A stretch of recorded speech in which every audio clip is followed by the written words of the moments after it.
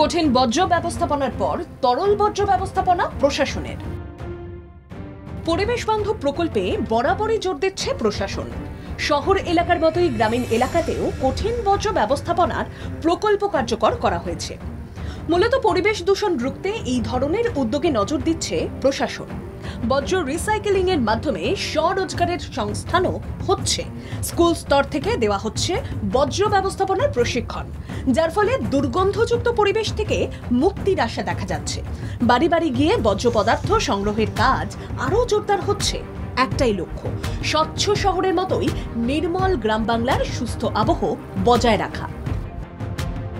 বর্জ্য পদার্থকে সম্পদে রূপান্তরিত করার পরিবেশ বান্ধব প্রকল্প প্রশাসনের।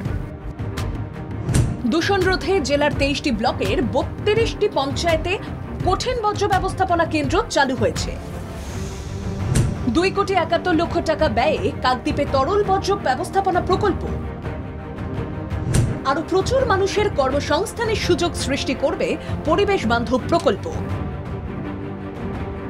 বর্জ্য পদার্থকে সম্পদে পরিণত করার এই প্রকল্পে যুক্ত দক্ষিণ 24 পরগনা জেলা পরিষদ। জেলা পরিষদের আর্থিক সাহায্যে ফেসাল সুইজ ম্যানেজমেন্ট প্ল্যান্ট গড়ে তোলার কাজ শুরু হয়েছে। প্রত্যেকটা চেম্বারে, এটা আমাদের 6টা চেম্বার আছে, এই 6টা চেম্বারের মধ্যে এই ময়লাটা পড়বে। এই ময়লাটার যে অতিরিক্ত যে জলটা, ওটা পিউরিফায়ার হয়ে বেরিয়ে গিয়ে আর একটা চেম্বারে পড়বে, যেটা হলো পিডিএফ চেম্বার, এটা পিডিবি চেম্বার এটাকে বলা হয়।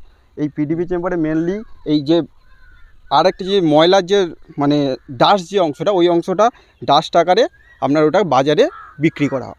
এটাই মেন, হ্যাঁ, সার আকারে এটা বাজারে বিক্রি করা হয়। 13টি গ্রাম পঞ্চায়েতের বাড়ির শৌচাগার থেকে বর্জ্য পদার্থ সংগ্রহ করা হবে। বর্জ্য পদার্থগুলিকে বিভিন্ন প্রক্রিয়ার মাধ্যমে জৈব সারে রূপান্তরিত করা হবে। শৌচাগারের জলও পরিশুদ্ধ করে সেচের কাজে লাগানো হবে। কাকদ্বীপের 9টি, কুলপির 2টি এবং নামখানা ব্লকের 2টি গ্রাম পঞ্চায়েত এলাকা থেকে শৌচাগারের বর্জ্য পদার্থ সংগ্রহ করা হবে। সংগ্রহ করার জন্য 2টি গাড়ি থাকবে। জানা গিয়েছে এখন পরীক্ষামূলকভাবে এই প্রকল্পটি গড়ে তোলা হচ্ছে। সফলতা মিললে ভবিষ্যতে আরও বেশ কয়েকটি এরূপ প্রকল্প গড়ে তোলা হবে। এখানে বেশ কয়েকজন বেকার যুবক যুবতীর কর্মসংস্থানও হবে।